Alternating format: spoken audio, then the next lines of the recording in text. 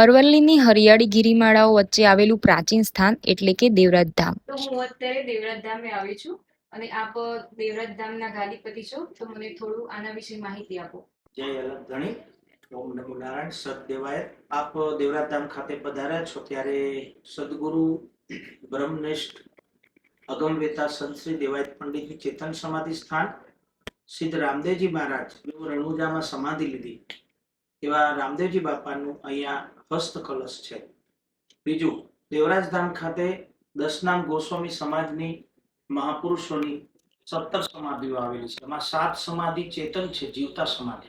દેવાયત પંડિત બાપાનો આધ્યાત્મિક આદેશ હતો દર પૂનમ ને દર બીજ દિવસ દરમિયાન ભજન, ભોજન, ભંડારો, પાઠ, પૂજા, સત્સંગ, સંતવાણી, સમાજને સાચો રાહ મળે એવા કાર્યો અહીંયા થાય છે.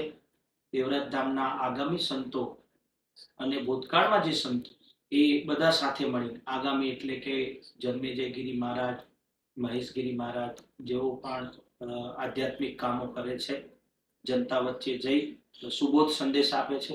અને પૂર્વ કૈલાસગીરી મહારાજ, રાગર મહારાજ, રૂપગર મહારાજ એવા અનેક સંતો અહીંયા થયા જેઓને પણ આધ્યાત્મિક જ્ઞાનબોધથી જનતાને જાગૃત કરી છે.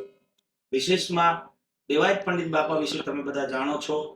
દેવાયત પંડિત મૂળ જુનાગઢ વંથલીના વતની, જ્યાં એમનું પ્રાગટ્ય થયું. પૂરા ગુજરાત ભારત વર્ષમાં એમનું પરિભ્રમણ, સદગુરુ શોભાજી મહારાજનો આધ્યાત્મિક સંદેશ લઈને બધાય પ્રાંતમાં ફર્યા. છેલ્લે જેઓ કાંકરોલી આવ્યા એટલે આજનું નાથ દ્વારા, ત્યાંથી ગરગાગીરી નામના સંત એમની સાથે થયા અને દેવરાજ ધામ ખાતે આજનું દેવરાજ ધામ, જે મોડાસાની બાજુમાં બાજકોટથી બાજુમાં દેવરાજની ટેકરી ઉપર બાપા અહીં પધાર્યા, સમાધિસ્થ થયા. જીવતા સમાધિ લેતા પહેલા કળિયુગના આગમ બોલ્યા અને એ જ પરંપરામાં ગરગાગીરી બાપાના વંશ વારસમાં 12મી પેઢીએ હું ધનગીરી મહારાજ આપ સૌને વંદન સહ દેવાયત પંડિતની ચેતન સમાધિ સ્થાનથી સાધુવાદ પાઠવું છું.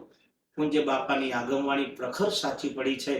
પણ દેવાયત પંડિત બાપા એવું બોલ્યા છે કે જે બોલું છું એ મારા સદગુરુના પ્રતાપથી બોલું છું. દેવાયત પંડિત દાખવે સુણો તમે દેવળ દેનાર, આપણા ગુરુ સત ભાંખ્યા જૂઠું જરી નહીં લગાડ, લખ્યું ભાંખ્યું એક દિન આવશે. પણ સદગુરુ શોભાજી મહારાજના પ્રતાપથી બોલું છું. એવી જે વાણી બોલ્યા દાદા એ બધી પ્રગટ સાચી પડી છે.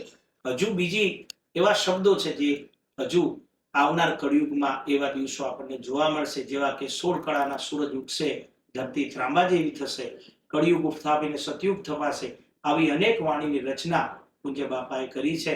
એવી પવિત્ર ભૂમિમાં અમારા બેનબા બિલકુલ મારી નજીકમાં, જ્યાં કાળિયો ઠાકર વસે છે, એવા શામળાજીના બિલકુલ નજીકમાં, જેની છત્રછાયામાં મારી દીકરી, જેઓ ધાર્મિક વિડીયો બનાવી અને જનતા સુધી પહોંચાડવાનું કામ કરે છે. અને સૌ જનતા જનાર્દન આશીષ આપજો કે ધર્મના કાર્યો કરતા રહે અને ધાર્મિક જગ્યાઓ જે આધ્યાત્મિક પોઈન્ટ છે એની સાચી માહિતી લોકો સુધી પહોંચાડવાનું કાર્ય કરી રહી છે. એને અમારા અંતરથી આશીષ.